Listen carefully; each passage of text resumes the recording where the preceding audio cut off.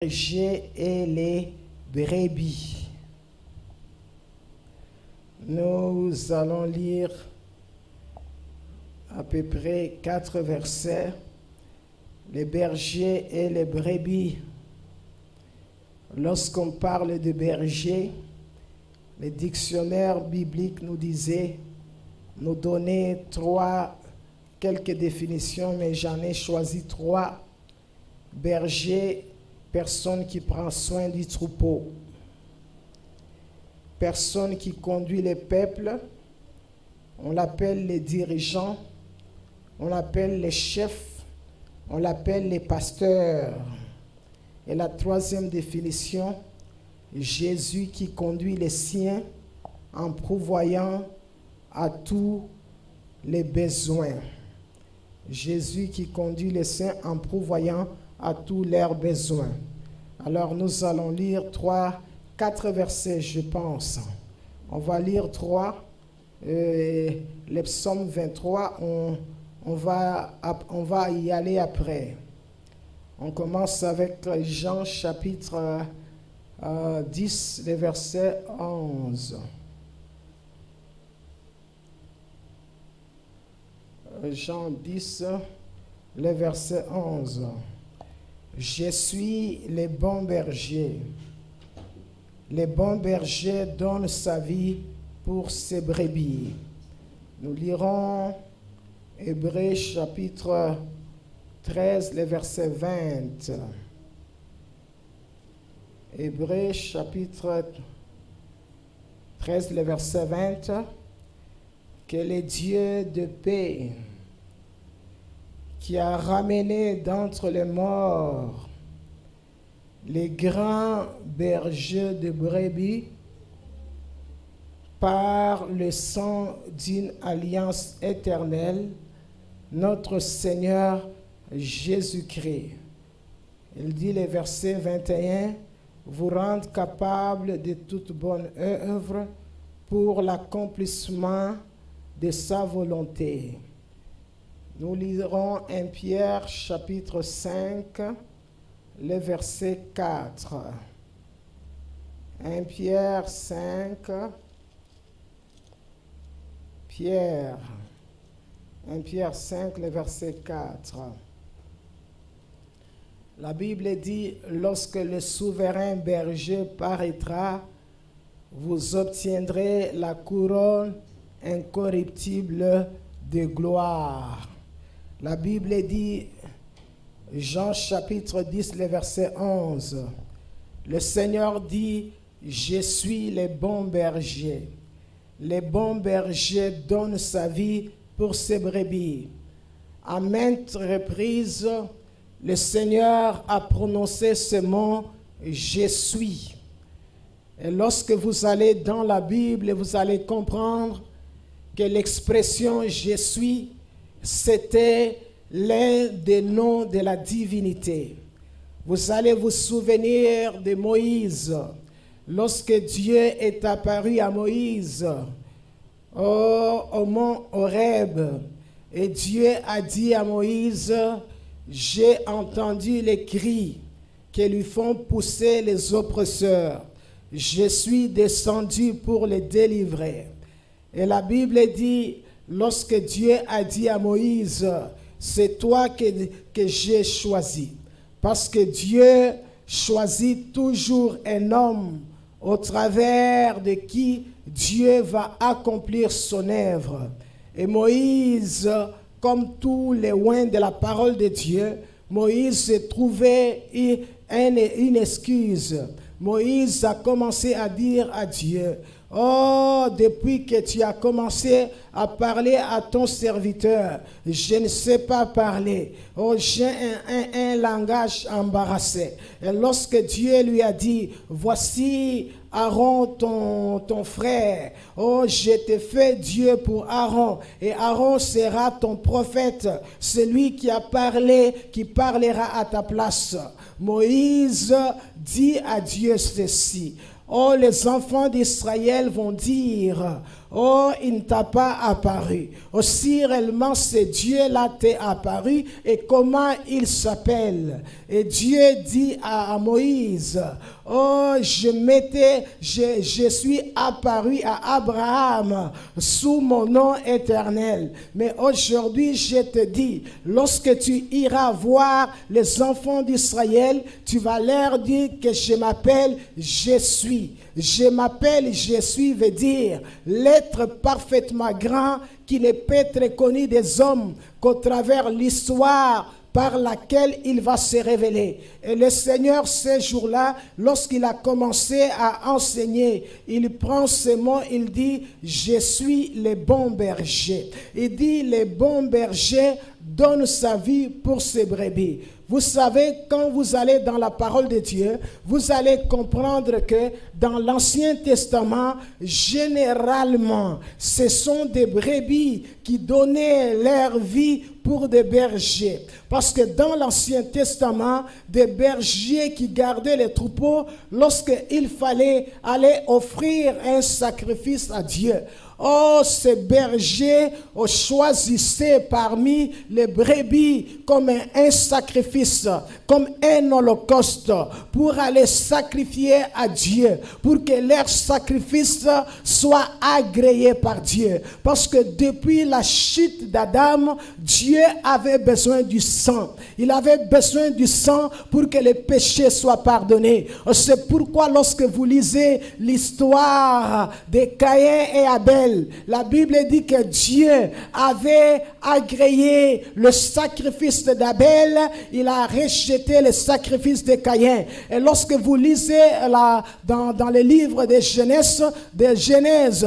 vous allez comprendre pourquoi est-ce que Dieu avait agréé le sacrifice d'Abel. Parce que je pense que Dieu, lorsqu'il a parlé à Caïn et Abel, il leur avait donné des instructions. Il faut d'abord offrir le sang pour que tes péchés soient pardonnés, même si le sang des taureaux et des boucs couvrait seulement les péchés. Et c'est comme ça que tous les bergers dans l'Ancien Testament, ils devaient prendre parmi les brebis pour aller les sacrifier. Mais une fois dans l'histoire, la Bible dit les bergers a donné sa vie pour ses brebis. C'est pourquoi la Bible l'appelle les bons bergers. Lui, il est venu, il ne m'a pas choisi moi, il ne m'a pas choisi toi. Oh, mes bien-aimés, oh, cette mort honteuse qui nous était destinée, oh, cette mort ignominieuse, oh, cette mort qu'on méritait. La Bible dit ce jour-là, il était au milieu de brigands. Lorsque on a demandé aux Juifs, qui est-ce que vous préférez pour qu'on puisse vous libérer? Les Juifs ont dit, libérez Barabbas et crucifiez-les. Gloire soit rendue à Dieu. Parce que les Juifs comprenaient qu'il était le sacrifice, qu'il était l'Holocauste, celui qui devait être sacrifié pour que ce matin nous soyons ici dans la présence de Dieu, nous soyons ici pardonnés, nous soyons ici rachetés, nous soyons ici libérés. C'est pourquoi Paul a commencé à parler aux Colossiens, les exhortant à la reconnaissance. Lorsque vous lisez dans le livre des Colossiens, au Colossiens chapitre 1, le verset 12, il dit, rendez grâce au Père qui nous a rendus capables d'avoir part à l'héritage des saints dans la lumière. Il nous a délivrés de la puissance des ténèbres. Il nous a transportés dans le royaume des fils de son amour, en qui nous avons la rédemption et la rémission de nos péchés. La Bible nous dit, en Jésus, nous avons reçu la libération, parce que nous étions tous des esclaves depuis la chute d'Adam. La Bible dit, le péché d'Adam avait vendu l'humanité. Nous étions devenus les esclaves du péché et les esclaves de Satan. Mais gloire soit rendue à Dieu. La Bible dit, il avait donné sa vie en rançon et le prix à payer, c'était son sang précieux pour que ce matin nous soyons ici.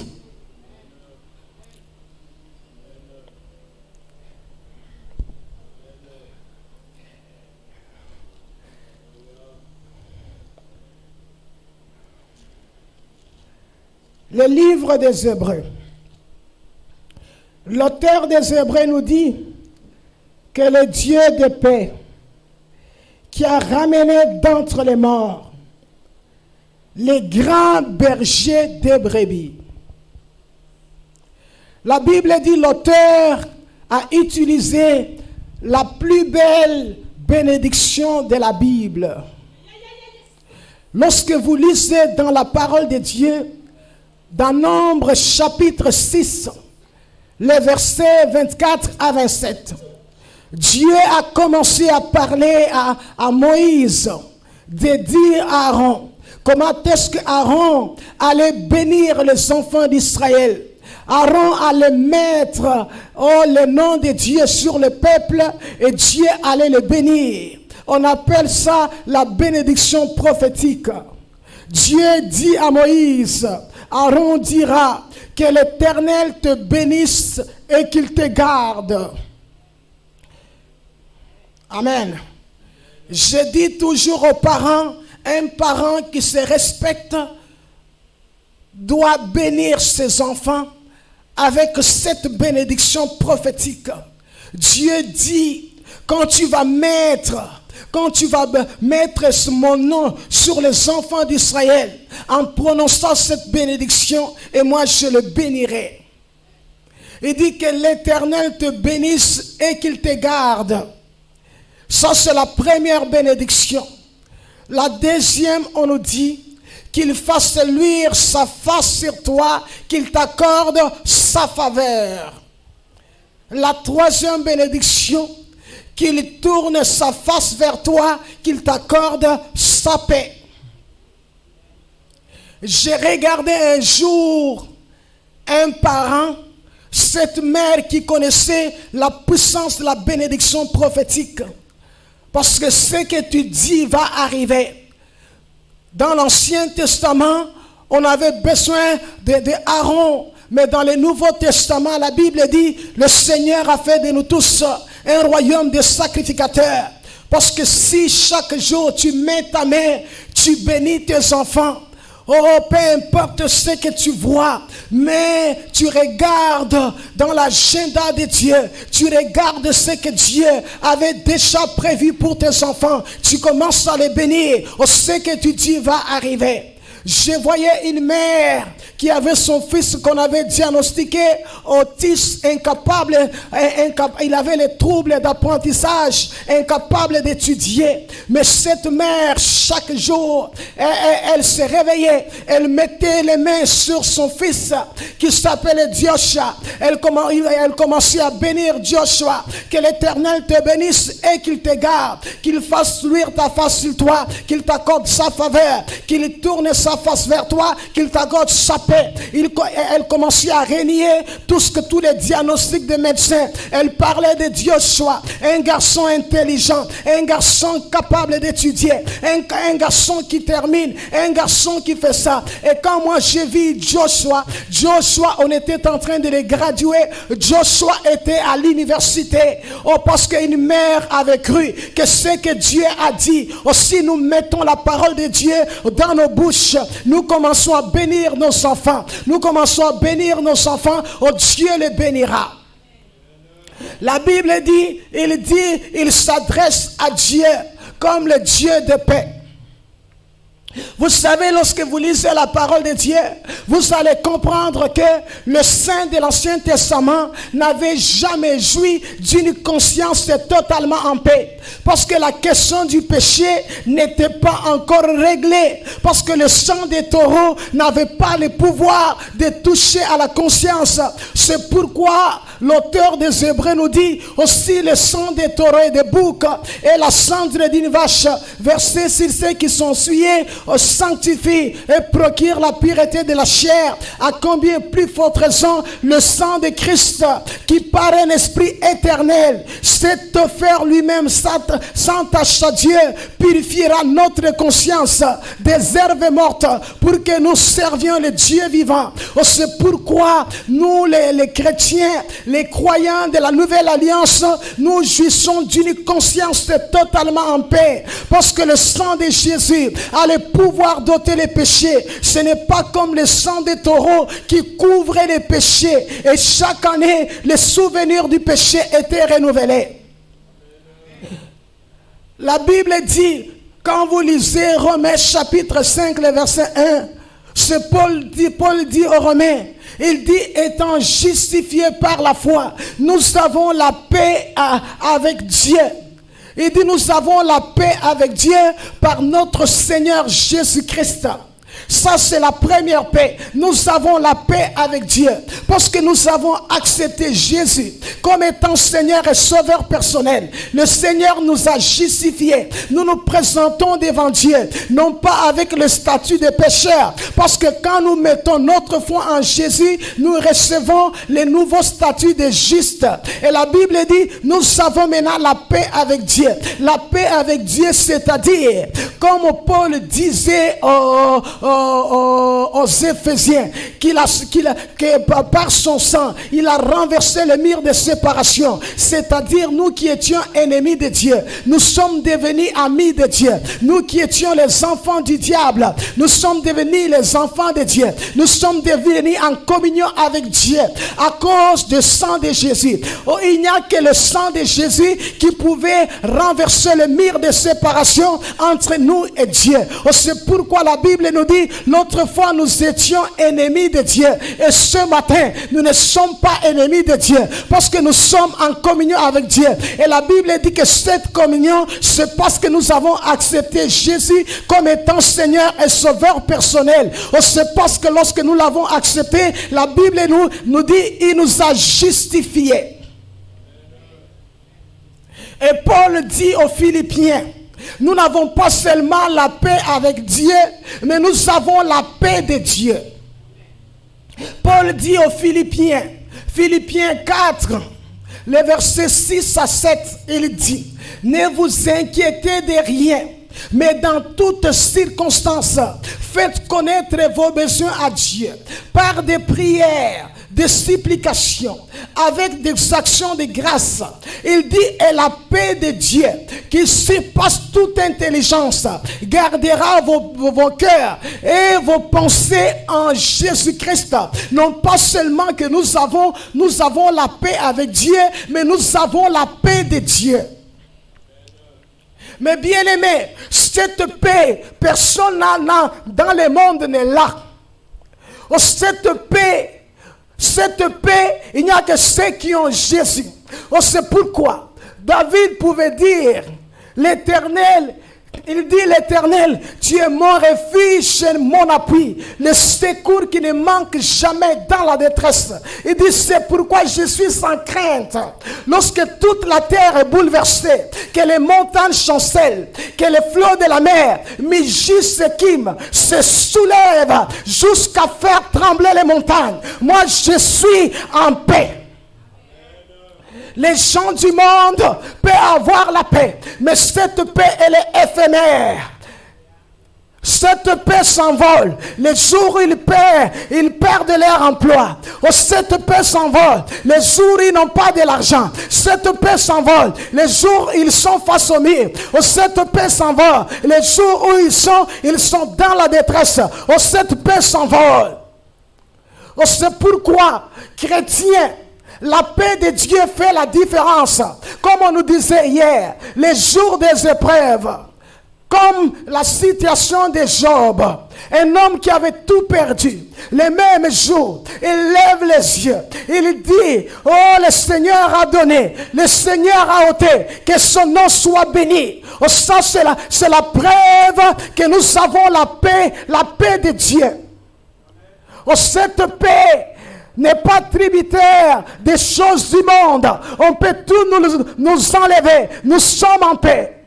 Oh, c'est pourquoi Jésus pouvait dire que votre cœur ne se trouble point. Pourquoi? Parce que la paix de Dieu est dans nos cœurs.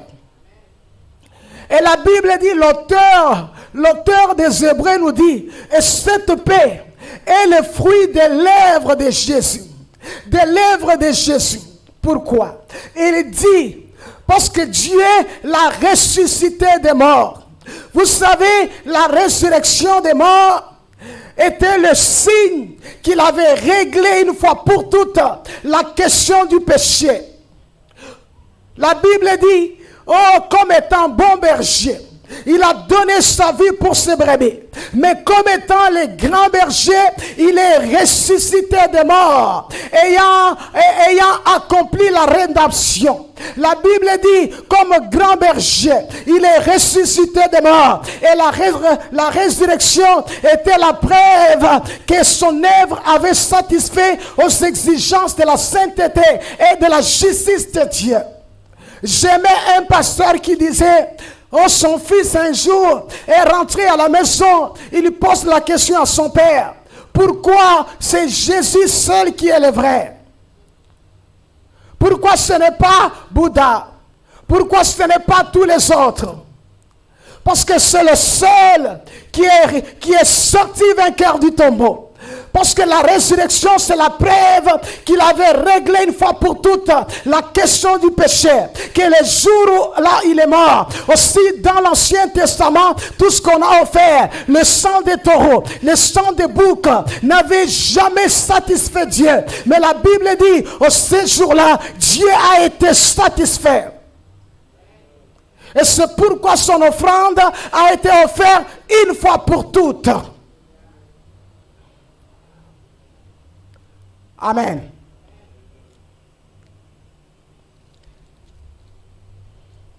Mais Pierre dit, l'exhortation de Pierre, la Bible dit Pierre était en train d'exhorter les pasteurs comme lui. On va lire jusqu'au verset 1 pour avoir le contexte. Voici les exhortations que j'adresse aux anciens qui sont parmi vous. Moi, ancien comme eux. Il dit, moi, ancien comme eux, témoin des souffrances de Christ, participant de la gloire qui doit être manifestée. Paissez les troupeaux de Dieu qui est sur votre garde, non pas par contrainte, mais volontairement, selon Dieu, non pour un gain sordide, mais avec dévouement, non comme dominant sur eux, non comme dominant sur ceux qui sont échus en partage, mais en étant les modèles du troupeau. Il dit, et lorsque le souverain berger paraîtra, vous obtiendrez la couronne incorruptible de gloire. Amen. La Bible dit que cet homme qui était ancien, Pierre n'était pas seulement un apôtre, mais Pierre était un pasteur. Un jour, il a trouvé bon d'écrire une lettre à tous les pasteurs. Et je pense que ça nous concerne aussi cette lettre. Non pas seulement les pasteurs de son temps, mais les pasteurs de toutes les générations. En nous disant, lui qui avait été témoin, il a vu le prix que Jésus avait payé à la croix. Parce que ces jours-là, lorsque le Seigneur était crucifié, Pierre était là. Il a vu comment est-ce que le Seigneur a crié qu'il avait soif. L'éponge du vinaigre étendue à sa bouche. Lorsqu'il a crié Eli, Eli, lama sabachthani. Lorsqu'il a rendu l'âme, Pierre était là. Il a été témoin de ce grand prix. Alors depuis lors, Pierre a compris la valeur de chaque brebis. Et ces jours-là, il a pris le courage d'exhorter à tous les pasteurs, de leur dire, il était témoin de ce grand prix. Non pas seulement témoin de ce grand prix, il dit aussi, mais il sera aussi témoin de la gloire qui sera manifestée. Parce que le Seigneur, après avoir sauvé les âmes, il est monté au ciel. La Bible dit, il a promis qu'il va revenir. Un jour, la trompette va sonner. La gloire de Dieu paraîtra. Les morts sortiront de leur tombeau. Et Pierre dit à tous les pasteurs, paissez les troupeaux de Dieu. Paissez les troupeaux de Dieu. Il dit que Dieu a mis sur votre garde Ce ne sont pas nos troupeaux, c'est les troupeaux de Dieu. Parce que les grands bergers, les souverains bergers, les bons bergers, c'est celui-là qui les a rachetés. C'est celui-là qui a payé le prix. Ils disent ceci, non pas pour de l'argent, non pas en dominant sur eux, non en étant des modèles de brebis. Pour dire un pasteur, il est aussi une brebis. C'est une brebis du Seigneur. Le Seigneur l'a placé parmi les autres brebis pour qu'il soit un modèle pour eux, pour qu'il soit capable de les enseigner, non pas seulement en parole, mais aussi en acte. Parce que vous allez comprendre, lorsque quelqu'un, la Bible, on a parlé l'autre fois, on parlait de leadership. Le leadership, c'est l'influence. Comment est-ce que les gens peuvent avoir influence sur les brebis? C'est lorsque les brebis leur font confiance. Il y a 3 choses très importantes pour que les brebis arrivent à faire confiance à leur pasteur. On a parlé de quoi? Lorsqu'on a parlé dans nos cours de leadership, on a parlé de caractère. Le caractère est très important. Parce que si un pasteur n'a pas un caractère, il va trahir la confiance des brebis. Et les brebis ne vont pas lui faire confiance. Les deux autres choses, on peut encore tolérer. Que quelqu'un n'est pas habile aussi longtemps qu'il est en train d'améliorer chaque jour. Mais quand tu trahis la confiance des brebis, personne ne pourra plus te suivre. Parce qu'on dit un pasteur, un leader, a des gens qui le suivent derrière. C'est un chef, c'est un berger. Il est en train de conduire. Et l'apôtre Pierre nous dit, nous sommes aussi des brebis, mais le Seigneur nous a placés à la tête des brebis pour que nous soyons des modèles.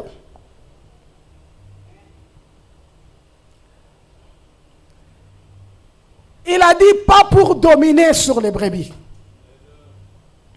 Donc c'est-à-dire, un pasteur n'a pas le mandat de dominer sur les brebis.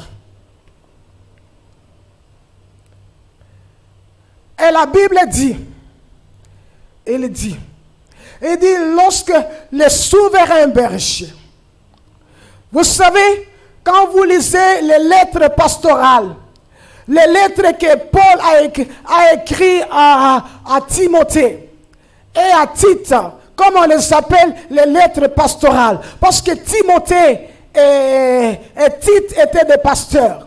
Vous allez voir, la Bible dit, des fois c'est très difficile d'être pasteur, parce que ça prend la compatir. Pas seulement compatir, ça prend conseiller. Un pasteur doit conseiller. Un pasteur doit reprendre. Un pasteur doit réprimander. C'est écrit dans les lettres de Paul à Timothée et à Tite. Un pasteur ne peut pas seulement réprimander. Un pasteur doit enseigner. Un pasteur doit discipliner. Un pasteur doit conseiller. On dit tout ça, encourager, discipliner, réprimander, conseiller. Ça paraît des fois difficile pour un pasteur de mettre chaque chose à sa place. On savoir quand est-ce qu'on peut réprimander, quand est-ce qu'on peut enseigner, quand est-ce qu'on peut compatir, quand est-ce qu'on peut conseiller, quand est-ce qu'on peut discipliner, quand est-ce qu'on peut encourager. Mais la Bible dit, Pierre est en train de nous dire, mais le Seigneur promet la récompense au pasteur fidèle. Donc ici, nous avons trois objectifs, trois adjectifs qui définissent les mots berger. Premier adjectif, on dit bon berger. Pourquoi? Parce qu'il a donné sa vie pour les brebis. Deuxième adjectif, on dit grand berger. Pourquoi il est le grand berger? Parce qu'il est ressuscité des morts. Il est ressuscité des morts. Il a accompli la rédemption. Et c'était le symbole que son œuvre avait satisfait aux exigences de la sainteté et de la justice de Dieu. Et troisième adjectif, on nous dit le souverain berger. Parce qu'il reviendra un jour récompenser le serviteur fidèle. Il reviendra récompenser le serviteur fidèle. C'est pourquoi nous devons encourager les pasteurs. Parce que c'est un métier difficile. C'est la tâche la plus difficile. C'est pourquoi Paul est en train de nous dire, ayez de la considération. Respectez ceux qui vous dirigent dans le Seigneur. Parce qu'ils ont déjà une tâche très difficile. Amen. On va finir avec notre psaume que vous connaissez, le psaume 23, le psaume de David. Vous savez, pendant que je méditais, je me suis dit, on dit le Seigneur est le bon berger parce qu'il a donné sa vie. Il est le grand berger parce qu'il est ressuscité des morts. Il est le souverain berger parce qu'il reviendra pour récompenser ses serviteurs fidèles. Mais cet homme qui était dans l'Ancien Testament, cet homme qui ne vivait pas sous la grâce, cet homme qui était dans l'Ancien Testament, dont nous pouvons dire le sang des taureaux ne pouvait pas ôter les péchés du monde. Mais parce qu'il était lui-même berger, il s'est inspiré de sa bergerie. Vous savez, David nous a laissé, je disais ça, c'est la lettre de la grâce. Pour ceux qui vivent dans ce temps de grâce. Et David a chanté ce psaume. Quand vous les lisez, il n'était pas dans le palais royal. Il n'était pas sur le trône. David était dans le désert. Pendant qu'il était en train de fuir Saoul. Il était dans le désert. Il chante ce psaume. L'Éternel est mon berger, je ne manquerai de rien. Pendant que je l'ai médité, je dis, mais oui, Paul dit aux Romains, oh Dieu qui n'a pas épargné son Fils, il a livré pour nous. Comment ne nous donnera-t-il pas toutes les choses avec lui? Aussi le Seigneur a été le bon berger en sacrifiant sa vie pour moi. Aussi il a été le bon berger. Oh, il est ressuscité des morts. Il a accompli la rédemption. Oh, le ciel a attesté que son sacrifice a satisfait aux exigences de la sainteté et de la justice de Dieu. Qu'est-ce que Dieu peut me refuser? Il dit, l'Éternel est mon berger, je ne manquerai de rien. Il me fait reposer dans des verts pâturages. Aussi, si Dieu a donné Jésus, qu'est-ce qui peut nous refuser ce matin? Et je pense que chaque chrétien qui est dans le désert ce matin, on doit se souvenir qu'il est le bon berger parce qu'il avait donné sa vie. Il est le grand berger. Il s'est réveillé de la mort pour nous dire que ce qu'il avait accompli à la croix, c'était vrai. Il est le souverain berger. Il reviendra pour récompenser ses serviteurs fidèles. Et ce matin, nous ne pouvons pas nous plaindre. Nous pouvons chanter comme David. Que tous ceux qui sont dans les besoins, quel est votre besoin ce matin? Quel est votre besoin? Il est matériel, financier ou spirituel. Nous voulons chanter ce chant. L'Éternel est mon berger. Je ne manquerai de rien. David savait les moments où il devait conduire les brebis vers les eaux paisibles et vers les verts pâturages. Un bon berger, il devait choisir là où c'était vert parce qu'il devait nourrir les brebis. Un bon berger, on devait choisir les eaux paisibles parce qu'il savait des fois que ça devient dangereux. Lorsqu'il y a des crocodiles, lorsqu'il y a des animaux qui envahissent les brebis devaient raisonner. Et à combien plus forte raison Dieu? Il dit quoi? Il dit, il restaure mon âme. Il a restauré nos âmes. Dans l'Ancien Testament, l'âme n'était pas encore restaurée parce que le prix du péché n'était pas encore payé. Mais la Bible dit, le jour où il est monté à la croix, comme Paul a dit aux Romains, nous avons, étant été justifiés par la foi, nous avons la paix avec Dieu. La paix avec Dieu par notre Seigneur Jésus-Christ. Nous avons été lavés dans le sang de Jésus. Et ce matin, nous sommes en communion avec Dieu. Quelle restauration! Comme on dit toujours, les problèmes de l'homme, oh, ce n'est pas d'abord au financier.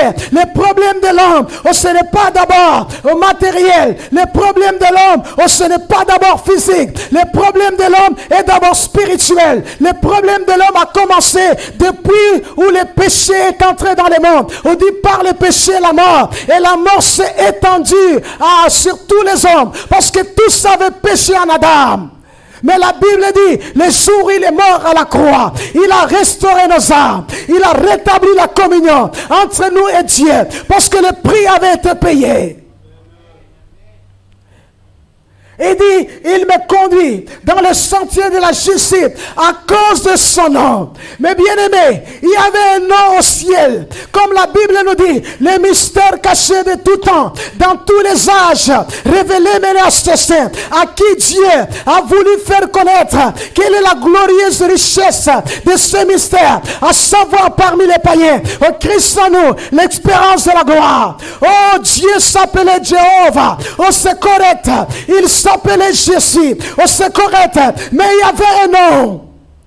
La Bible dit, les jours où il est allé chez Manoah, lorsque la femme de Manoah, et Manoah lui a dit, dis-nous quel est ton nom, que lorsque ta parole va s'accomplir, pour que nous puissions te donner gloire. Il a dit, mon nom est merveilleux.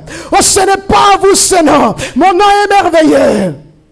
La Bible dit, l'ange entra chez Marie, il lui dit, oh Marie, oh tu seras enceinte, tu enfanteras un fils, tu lui donneras le nom de Jésus, oh, celui qui sauvera son peuple du péché. Et ce jour-là, un nom a été donné. Oh, c'est pourquoi Pierre dit ceci, il n'y a point de salut en aucun autre nom, il n'y a point sous le ciel et sous la terre un autre nom par lequel nous devons être sauvés. Oh, c'est le nom de Jésus.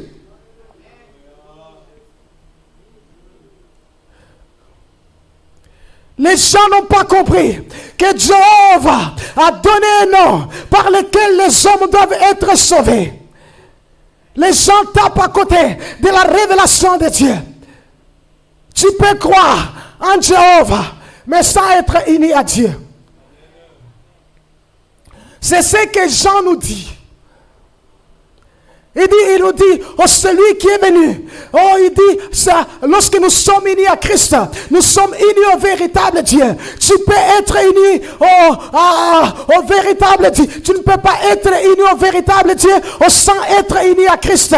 Oh, c'est pourquoi ce matin, mes bien-aimés, nous avons un nom. Le jour où il voulait monter au ciel, la Bible, les disciples étaient tristes pour les réconforter, pour les consoler. Il leur a dit ceci, il dit ceci, tout ce que vous demanderez en priant, tout ce que vous demanderez à mon nom, je le ferai, afin que le Père soit glorifié par le Fils. Il n'y a pas un autre nom, c'est le nom de Jésus qui détermine l'exaucement de la prière. Il a dit ceci, à mon nom, vous poserez les mains sur les malades, ils seront guéris. En son nom, les boiteux marchent, les aveugles voient, les sourds entendent, les boiteux marchent. Un seul nom, le nom de Jésus. David n'avait pas ce nom, mais nous ce matin, nous avons ce nom. Il dit, quand je marche dans la vallée de l'ombre de la mort, je ne crains aucun mal, car tu es avec moi. Quand je marche dans la vallée de l'ombre de la mort, la vallée des Baka, la vallée d'amertume, la vallée de détresse, la vallée des souffrances, je ne crains aucun mal, parce qu'un jour, on a dit, oh, voici une vierge qui deviendra enceinte, et l'enfantera un fils, on l'appellera Emmanuel, ce qui signifie, Dieu est avec nous. Dieu est avec nous. Dieu est avec nous. Je ne crains aucun mal. Pourquoi? Je ne crains aucun mal. Parce qu'il est avec nous. Emmanuel, il est avec nous. Emmanuel, il est avec nous. Emmanuel. Il dit, ta houlette et ton bâton me rassurent. Ça, vous devez comprendre ça. Vous savez, il y a une différence entre la houlette et le bâton. Je vais vous donner la différence. La houlette, c'est le bâton des bergers muni à son extrémité d'une plaque de fer en forme de gouttière, servant à jeter des mottes de terre ou des pierres aux moutons qui s'écartent du troupeau. C'est pour ceux qui s'écartent du troupeau. Et le bâton, c'est un long morceau de bois rond qu'on peut tenir à la main pour conduire les brebis vers le vert pâturage, vers les eaux paisibles. Et David dit, et ici, c'est le symbole de la puissance, le pouvoir et l'autorité de Jésus. Donc, c'est-à-dire, même quand tu t'écartes, il est fidèle. Il va utiliser la houlette. Il va te jeter des mottes et des pierres pour que tu rentres. Parce que ton âme est tellement précieuse à ses yeux qu'il ne peut pas te laisser t'égarer. La Bible dit, il châtie tout celui qu'il aime, tous ceux qui le reconnaissent pour ses enfants. Merci Seigneur, parce que tu t'occupes de tous les chrétiens qui ont abandonné la voie de Dieu, de tous ceux qui t'ont oublié. Merci pour ton fouet, pour qu'il rentre dans la bergerie. La Bible dit, et là Dieu utilise la houlette.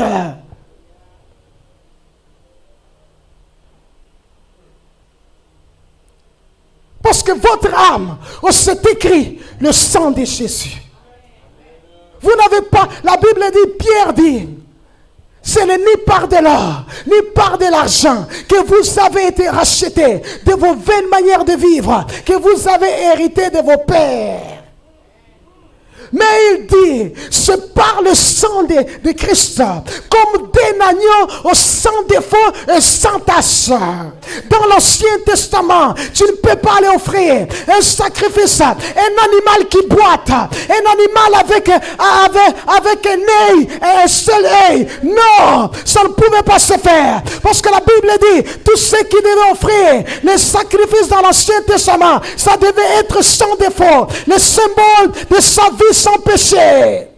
C'est pourquoi personne n'avait satisfait aux exigences de la sainteté de Dieu. Moïse était un pécheur, Abraham un pécheur, Élie était un pécheur, et seul, la Bible dit, lui qui n'a pas commis de péché, le Dieu l'a fait devenir péché pour nous, pour qu'en lui nous soyons justice de Dieu, parce qu'il a été conçu par la puissance du Saint-Esprit. Il a marché dans la chair d'Adam sans commettre le péché.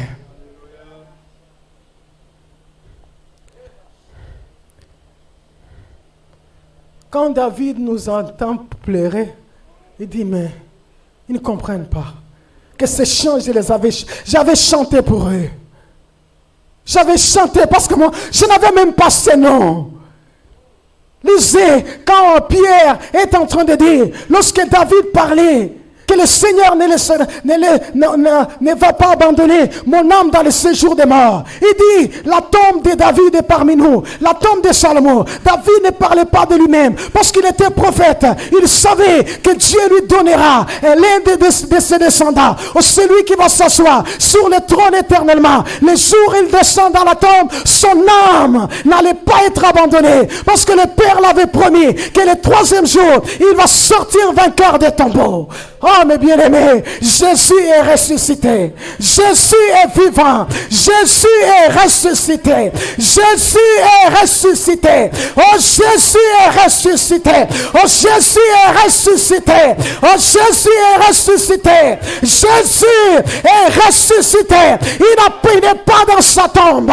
Oh s'il n'est pas dans sa tombe. Oh s'il n'est pas dans sa tombe. Tes finances ne sont pas dans la tombe. Oh s'il n'est pas dans la tombe. Ta guerre Jésus-Christ. Ta santé n'est pas dans la tombe. Aussi n'est pas dans la tombe. Tes finances ne sont pas dans la tombe. Aussi n'est pas dans la tombe. Ton argent n'est pas dans la tombe. Aussi n'est pas dans la tombe. Tes enfants ne vont pas rester dans la tombe. Aussi n'est pas dans la tombe. Ta vie ne restera pas dans la tombe. Parce qu'il est ressuscité. Pasteur, viens nous aider à prier. Nous allons prier.